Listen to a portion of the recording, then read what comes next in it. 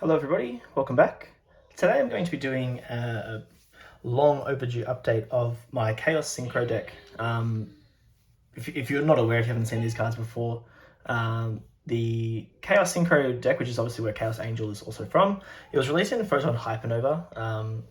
In this deck we got three kind of main cards, being Chaos Witch, Core of Chaos, Shell of Chaos.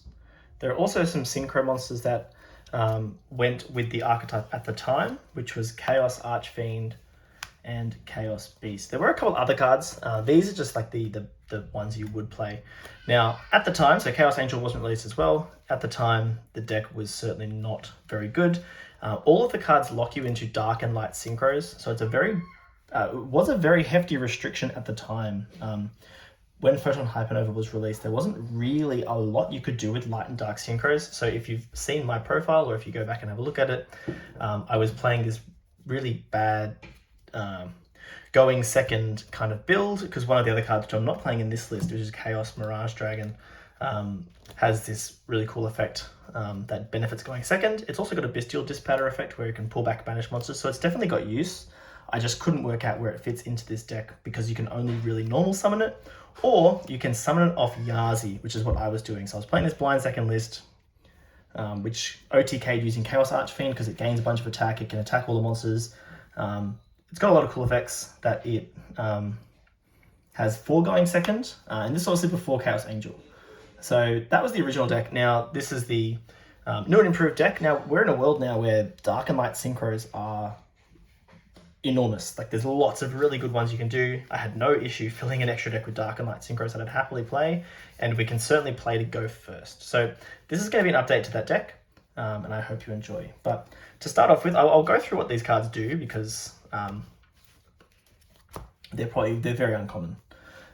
So Chaos Witch is the main one that we like, and in my previous profile this was the worst card. Now, I played one of it just because I wanted to just play one. This is also before the Bystials, so the Bystials make this really important. I'll also throw Armageddon Knight here. So this is obviously at 3 now, and it's our only normal summon that we're really running in the deck. So Chaos Witch says you contribute this card, special summon 2 Dark Beast tokens. They're Fiend Dark level 2. So you can, that's if you normal summon the Chaos Witch, you contribute it to summon 2 level 2 tokens. They're non-tuners. But it's got a second effect that if it's banished from the hand or graveyard, you can special summon 2 Light Beast tokens, which are tuners, and they're level 2 tuners.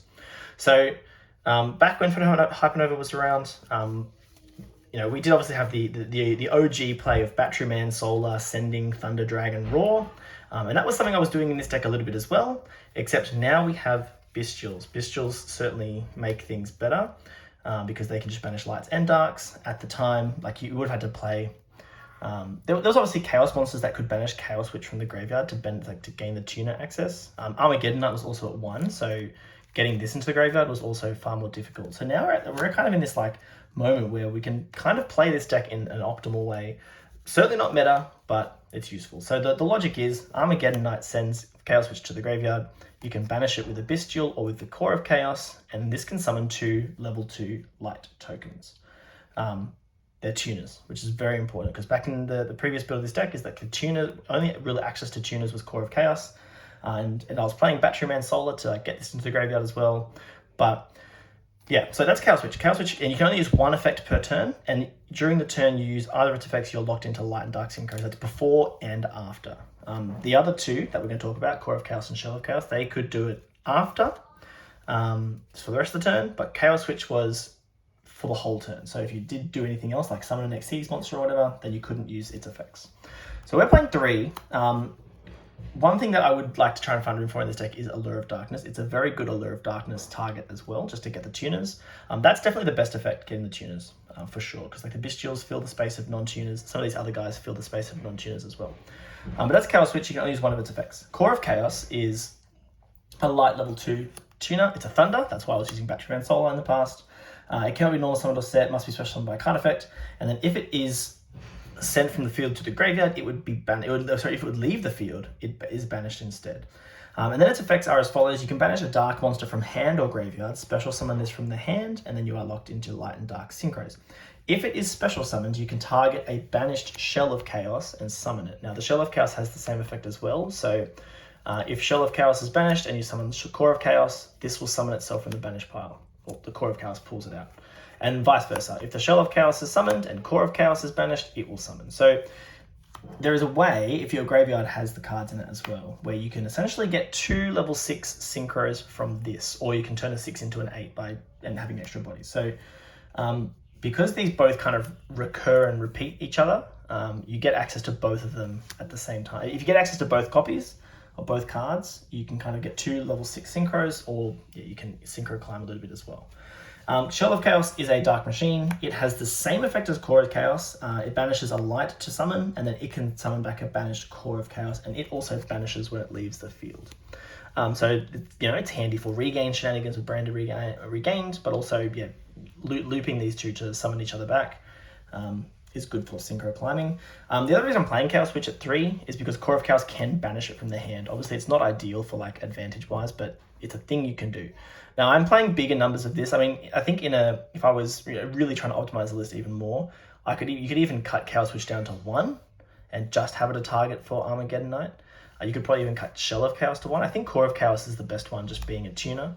But I'm increasing the numbers a little bit on these. I think Allure of Darkness would obviously fit into this really well. I'm already at 45 cards, and that feels like a lot. So Armageddon Knight is really great because it sends your Chaos Switch to the graveyard. It can send Shell of Chaos to the graveyard, or it can send some of these other targets to the graveyard as well, being Plague Spreader Zombie, which we can access through the extra deck, so that's it's not really the first priority.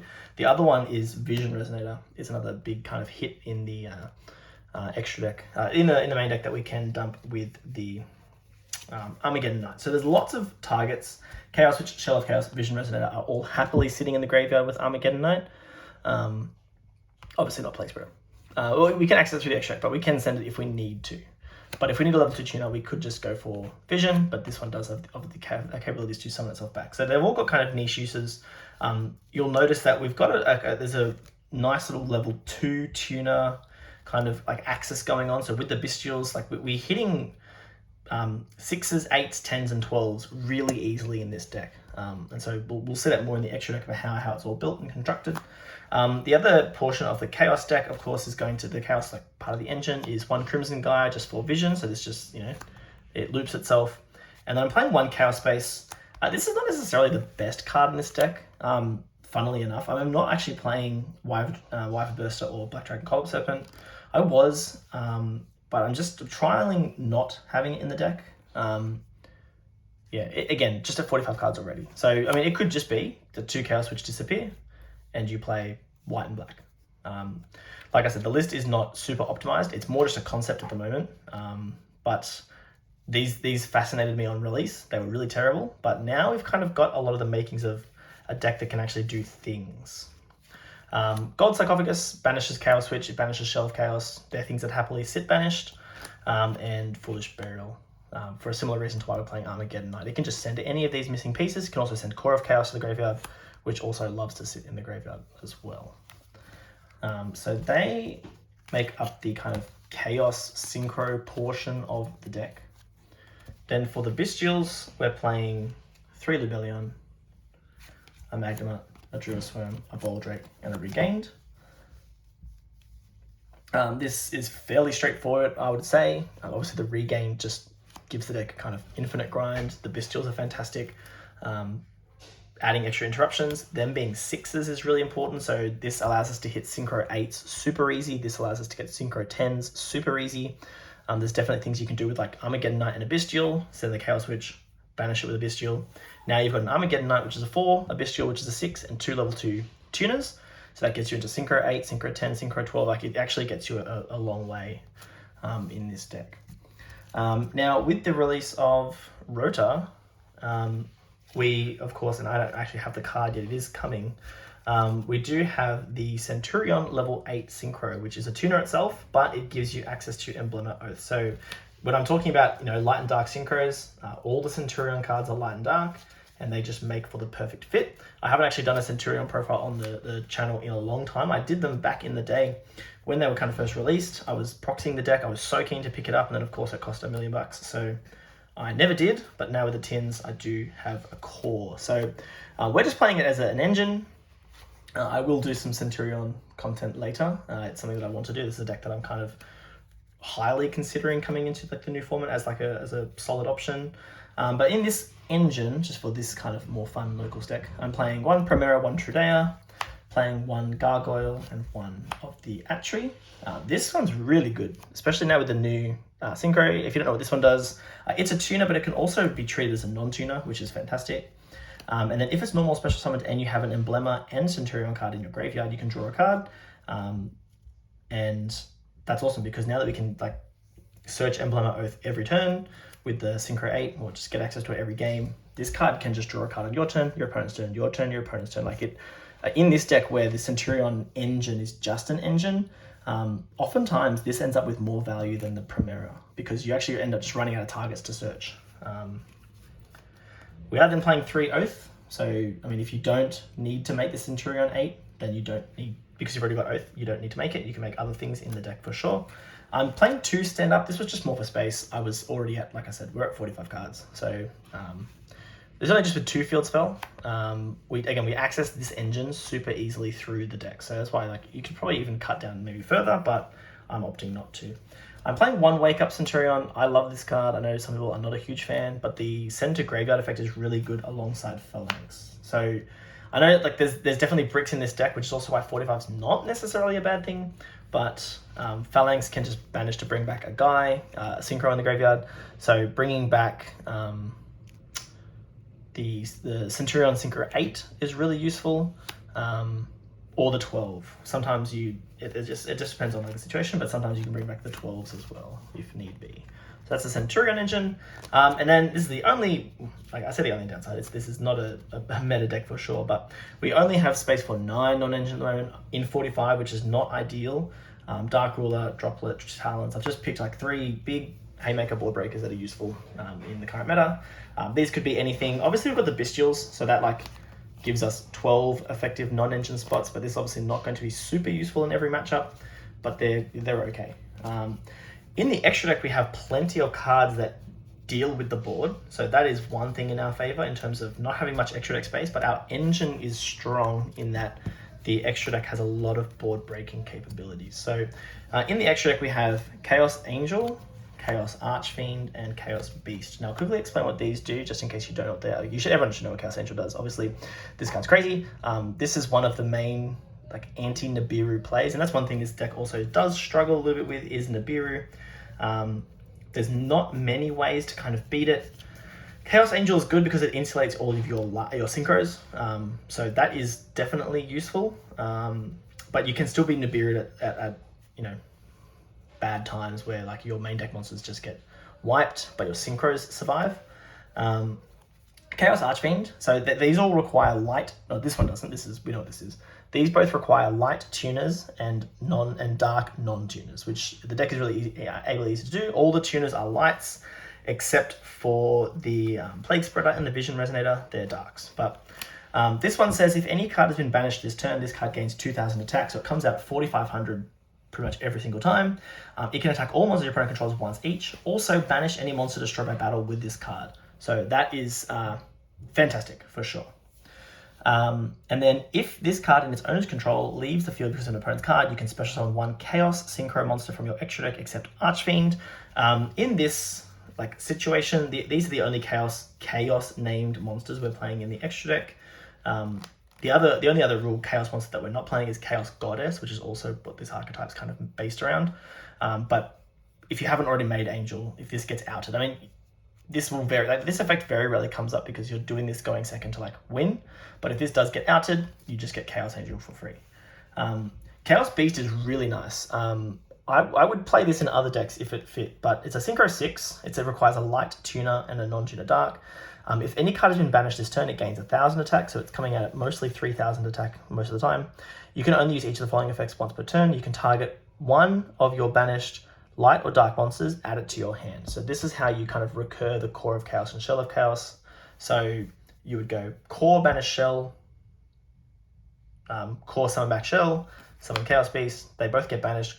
Chaos Beast adds the one you haven't used, and then you still need one extra like light or dark monster based on which one you start with in the graveyard to then banish. and then it summons back. So then you've got Chaos Beast plus the 4 and the 2 again. So you can turn them, the 6 and the 2, into Archfiend or any Synchro 8, or you can make another Synchro 6, which we are playing in the deck as well. We're playing one other Synchro 6, which we'll get to in a moment. But they're the Chaos monsters. The Chaos Beast has a really cool effect as well in the graveyard, because the effect to add back a banished card is not a on summon effect. It's a trigger effect. So ignition effect. Sorry. So you would. It's got an effect in the graveyard that says, during your main phase, except the turn this card was sent to the graveyard, so this is like on your turn 3, you can banish a light and a dark from your hand and or graveyard, except this card, and then summon this from the graveyard. And then you can use the effect to recur banished dark and light cards further. So in terms of like your grind and follow-up, this card's awesome. So the deck has a lot of kind of follow-up inherently built into the engine. Then for the Centurion cards, we're playing the one Oxala. This is also easily made in engine without the Centurion cards. Legacia, Crimson Dragon, the Cosmic Blazer. You can't make this on your turn when you have locked yourself into Dark and Light Synchros. I've made the mistake a few times. I keep forgetting that this is a wind. You cannot make this if you're Light and Dark Synchro locked. So the Crimson Dragon plays don't really exist turn 1 unless you're making like you can like certainly use this with a 10 to summon like a Dissipator or something like that. And then I'm playing the red Supernova Dragon. This is another target you can summon. This has a fine effect as an interruption, or it just doesn't beat Nibiru or hand traps. So they're the 12s that we're playing. The 10s that we're playing are Arms of Gen X Return 0 and Bystial Dissipator. So this one, obviously, you need to kind of work it with the Bystials. And this one requires a Dark Tuner. So this beats Nibiru easily, because your deck is always your graveyard's always going to have lights and darks. So that's kind of all it really beats. I mean, obviously meta decks, there are meta decks that are playing darks and lights as well, but it doesn't stop everything, but it does beat Nibiru. But specifically it needs a dark tuner. So you are required to use Vision Resonator or Plague Spreader Zombie, or, I'll chuck this up now, or Immortal Dragon. So it's a dark zombie, it's generic, and then during the main phase you can send a zombie from deck to graveyard. So this is how you access Plague Spreader Zombie. And this is a tuner as well. Then what happens though is that this one, when you send a Plague Spreader to the graveyard, this will lower its level by 2, so it'll become level 4. And then this plus a Bystial goes into Gen X Return as well. There's another way to do that, and then you've still got Plague Spreader in the graveyard if you need it. So the 10s, and then the rest of the extra deck is 8s. These ones are fairly flexible. This is the Centurion Synchro. I don't have it, like I said, so I'm just proxying it. But yeah, this is Centurion Synchro. This on summon adds Emblem of Oath, and then it can pop a card you control and your opponent controls. So it's a fantastic effect. It still can just be ashed and stopped, but if it goes off, it's got built-in board breaking as well. So this card's awesome, and it's a tuner. It's a light. It does everything that you want it to do in this deck. It's very easily summonable. And then I'm playing the a Scar Dragon Archfiend with the Red Dragon Archfiend, and I'm playing a Scarlight Red Dragon Archfiend. So these cards are all great, obviously. They work really well, and this is why I kind of wanted to fit in the Crimson guy as well. So obviously with Vision and Crimson, it works really nice. The Crimson being able to bring back these guys and get board wipes too. If you make a Synchro 10 with it, as a Synchro Dark Dragon Synchro to get the board wipe with the Scarred is really cool. And then obviously these can break boards really nicely also. So that's the main and extra deck. What I'm going to do now is just do some test hands. I don't really have combos as such, because it's very much based on kind of how you draw your hand. Obviously there are some combos you can do, like Armageddon Knight plus a Bystial does do things, but I'll do test hands. I think it's just easy to kind of see how it all just works together. Okay, so for our first test hand, we have Emblem of Oath, Talents, got Brenna Regained, Core of Chaos, and Armageddon Knight. So this is pretty nice. Having Oath means that we don't really need to access the level 8 Centurion Synchro. What we'll do here is we're going to go Armageddon Knight, and we're going to use its effect. We're going to send the Chaos Witch to the graveyard. So we've got a choice between Chaos Witch and Shell of Chaos. The issue with the Shell of Chaos is that if we were to use that, we get to do the Core and Shell loop, except we will have one less body in the graveyard. Specifically, we're missing a light body to banish and summon back, so we don't actually get to loop it as such. If we had an additional light body, we could do it, but we will not have that in this example. So we're going to go Core Banish Chaos Witch, which is going to activate the Chaos Witch's effect to give us 2 tokens. and these are tuners. So we have a lot of tuners going on here, and not much in the way of non-tuners. So that is a problem, but we can kind of access things in, through engine as well. But what we'll do first is we'll take our Armageddon Knight and a tuner. Now we can make Chaos Beast as a 6, is what we're going to have to do as a starting point. Now, we did have an option, of course, to use Regained and put back the Chaos Witch. And maybe that's what we should have done already, just to... no, we won't. We'll leave it there as just like some Dissipator food for now. Obviously, we've got Core of Chaos that can also be brought back. The other option was we could have used Armageddon Knight and the Core of Chaos. This would get banished also, and Regain could put it back. That's what we'll do, actually. We'll keep a token on the field. We'll use Armageddon Knight and Core of Chaos. We'll activate Regained and do this. We're going to have plenty of tuners. So we will now use Regained to put back the Core of Chaos and draw a card.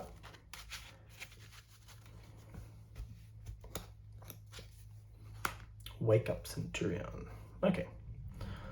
So we can use Beast to add back Witch. We'll do it. We don't really have a need for the Witch at the moment. It could just be a discard later. But now we can take our Beast and our token. And I would say that we're making the Scarred here. We don't need to make the Centurion 8. We've already got tuners. So if we make Scarred here, it's going to just give us some additional bodies to work with as well.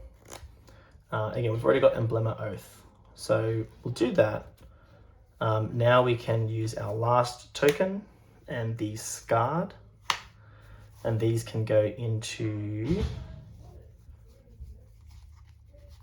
Bystial Dissipator, or it can go into Chaos Angel. Now, both are good for sure. If we didn't add back Chaos Witch, we could have summoned it back off Dissipator. But the benefit to Chaos Angel is, like, if we've gotten this far, this kind of, well, it does help to insulate against Nib a little bit. Obviously, we're still going to have ourselves be vulnerable at times, but we'll have some bodies that we can at least do things with. And worst case is we can actually summon the Dissipator back off of, like, use Crimson Dragon to get there. So we'll go for Angel. It's light and dark based, so that's fantastic. And we're going to get Scarred's effect to summon out the Red Dragon Archfiend as well. So, hooray. We've got an extra body to work with, which is nice. And now we are going to have to go through the Centurion cards. So we've already got Wake Up, which is good. I personally like going Emblema to set Field Spell, just so we don't get locked. So we'll set Field Spell. We'll activate Field Spell. And we're pretty free to pitch Chaos Witch to the graveyard. And then we've got a choice of what to place. So I'm thinking of what we kind of like benefit. Oh, sorry, we're always placing the True Daya. Is what we are always placing here in this example. But we need tuner access for sure. We're also going to have an Oxala search too. So Wake Up is live. We can summon the True Daya. We can use its effect to pull it back. Now, in terms of what we have here, we've got Primera that we can place, and then we have the Atri that we can place. Both are going to be great. Primera doesn't get us too far. In terms of like just accessing tuners, we don't really get very far here anymore. Playing Bonds would be interesting in order to like kind of just access more tuners in the Spell Trap Zone to kind of go further with our tuner access here, but Primera is only going to be able to search for us the, like that's different to what we've already got. It's only going to be able to search out the Gargoyle. We can just dump this off the Wake Up Centurion, so I think we're going to grab the Atri here. Drawing a card is nice.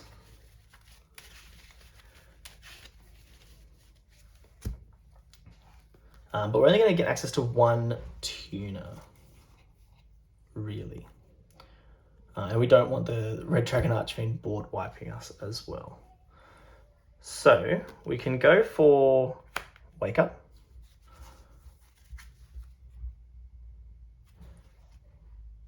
And we're going to summon out our token, and we will make it level 8. Yeah, because the Synchro 8s here are not going to really be beneficial, but the 12s are. We're now going to summon out the Atri, and because we have Wake Up and Emblema Oath in the graveyard, we will draw a card. Oh, I mean, that's a pretty good draw for sure. Just to, I guess, even just give us Bystials in hand. And it doesn't actually give us another, oh, it will give us another, it can give us another tuner. So what we can do now actually is go, well, it gives us another tuner if we get access to the Dissipator. So we go for Lubellion.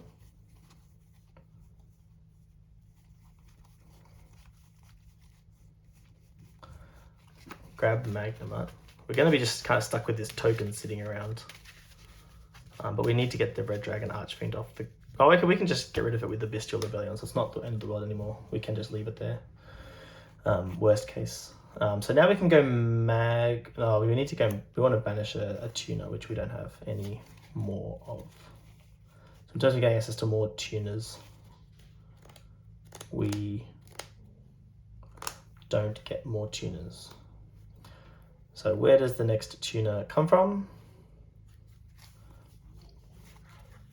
Dissipator is still good, but no way to really kind of benefit from the fact that, yeah, just put us down on tuners now. So unless we use the Centurion to access, that's okay. So we'll go for Magnemite here. We can banish. Yeah, here we go. We banish Armageddonite. It's not once per turn. Just summon Magnemite. And now we can go Magnemite plus Atri into a Bystial Dissipator, which can summon back. We'll put it up in the extra monster zone. Summon out Armageddonite and use its effect to 2 send. So we can get access to a level 2 tuner. We can send Plague or Vision. Vision's just going to be the better one. So we'll send Vision Resonator. Its effect is going to get us the Crimson Gaia.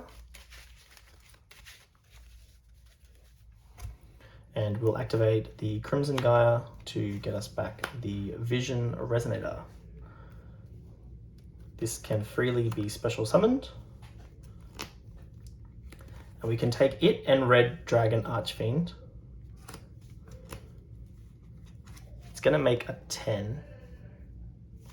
Or we could turn it and the Dissipator. So maybe this is what we do actually. We turn it and Dissipator into Oxala. We can get Oxala's effect to search. We can grab the Primera for follow-up.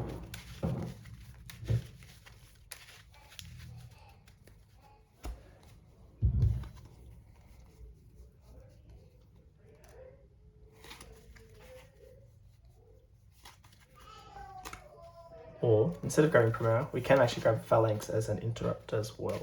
Maybe that's the option. We can turn this into Lubellion. We're going to get no benefit from this.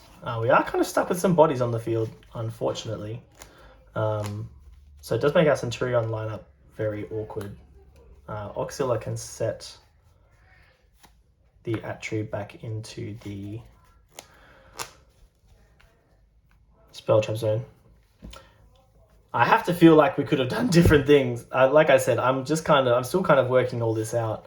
I find it fascinating. There's definitely ways around, like ways we could do different things for sure. So in this, like with this hand, and this is the only issue is like running out of tuners. We just can't do much with these. Maybe there was a world where we were meant to go Atri, make this token 4, and use these to make the Centurion 8, just to give us more tuner access. But then we just lost a tuner for a tuner. Yeah, definitely fascinating.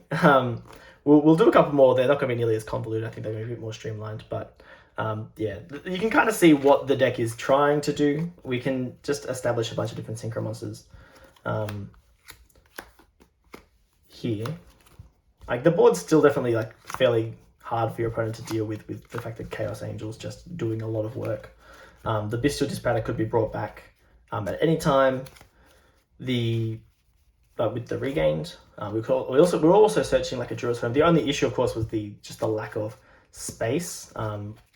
So we'd have to kind of prioritize the Atri at some point to summon itself out, draw a card, use the Centurion the stand-up Centurion to draw, to synchro off our monsters, and then we free up our space a little bit as well.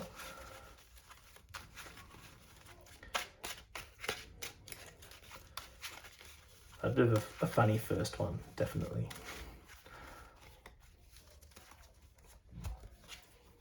Alright, we've got Core of Chaos, Droplet, Dark Ruler, Emblema Oath, and Armageddon Knight. So I mean, this is just going to look the exact same as the previous one. Maybe there's a more efficient way of doing it, but we'll find a different kind of set of cards that lets us do things in different ways.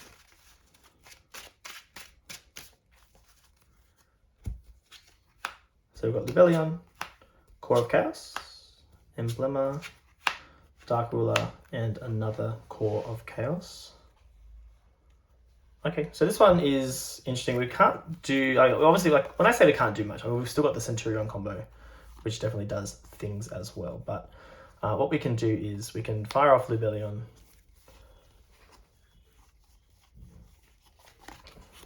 and add the Magnemite.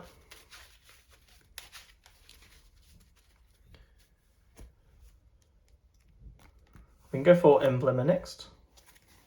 We can put the field spell in the field spell deck. We'll use its effect. We'll get rid of Core of Chaos, just because it's an additional card that we don't need in our hand, to place the Trudea. Now we do have our normal summon in this one, so we can just, we're just going to be playing a lot more of the Centurion cards here.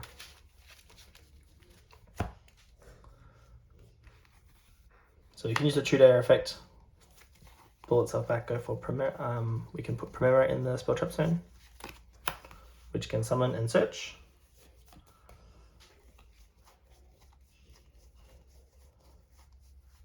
I don't mind going for something like Wake Up Centurion.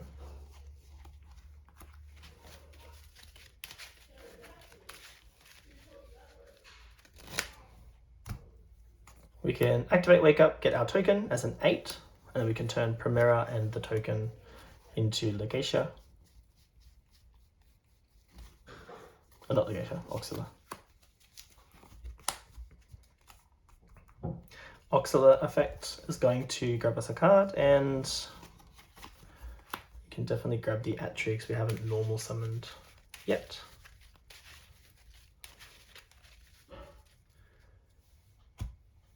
So then to what we have now, we've got a normal summon of Atri. It's going to draw us a card, which is going to be stand-up Centurion.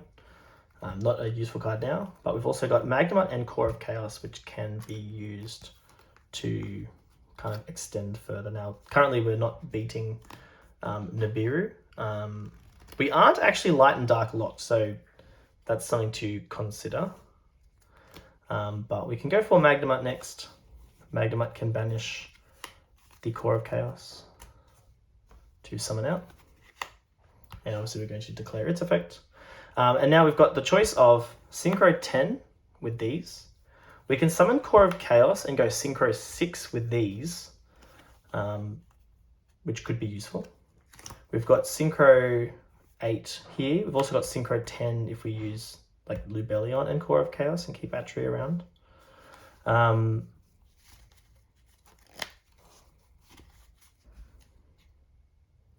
What's the best course of action?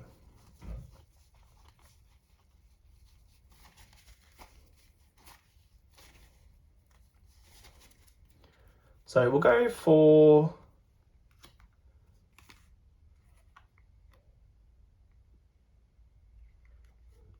tag Magnemite out for Libellion, and we'll use Libellion to place Regained.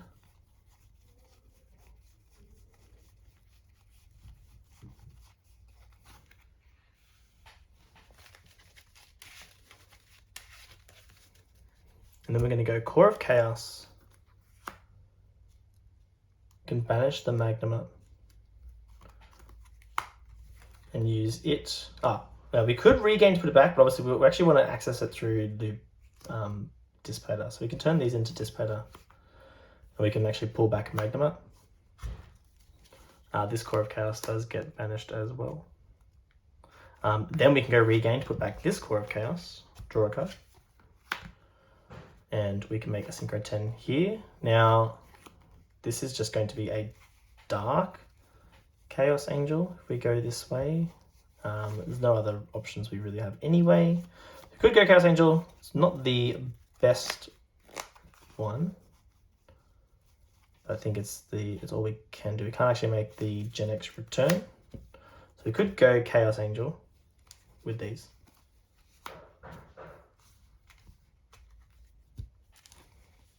The other thing we could have done earlier is when instead of taking Magnemite out for Libellion, we could have actually tagged out Oxala and then used the Wake Up Phalanx to bring back Oxala. Maybe that was a viable line just to work around our numbers, just to keep our 8s around as well. Something that we could have done, definitely. Actually, no.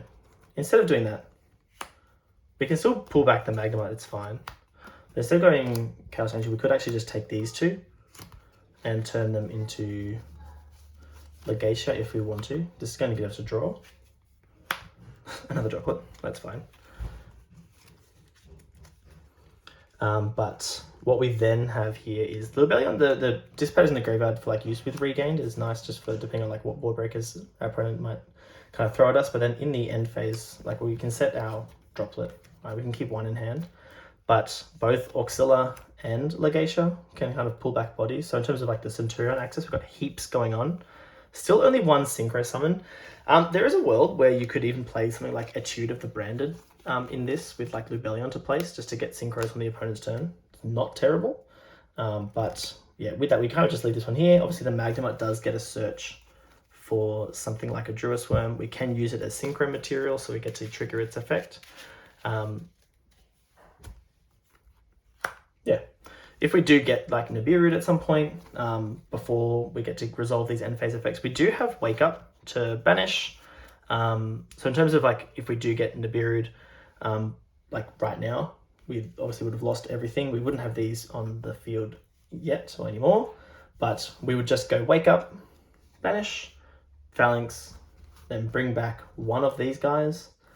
And then in end phase, we get to place one more of them. So it would be like the Atri, just because it's going to keep drawing us cards, and we do it that way. So then we've got Atri, Trudea to do Centurion things. It's still going to draw us a card. We've still got a Druisworm. So we don't really lose heaps if we do actually get Nibiru in that spot. But I'll leave it there. I think it's already kind of going fairly long, just because there's kind of a lot to consider. I think when playing this deck, like there's a lot of different like ways to access different tuners and kind of sequence the plays. So it's definitely tricky. And like I said, this is not something that I've like perfected for sure. This is more just an example of something that you can certainly take and run with if you want to. I find this deck very fascinating. I think maybe you can tell just by like, I know that I feel more animated talking about it just because I think it's very interesting. But definitely something to consider. And if you find something that you like and that you're experimenting with these cards, feel free to let me know. Thanks for watching.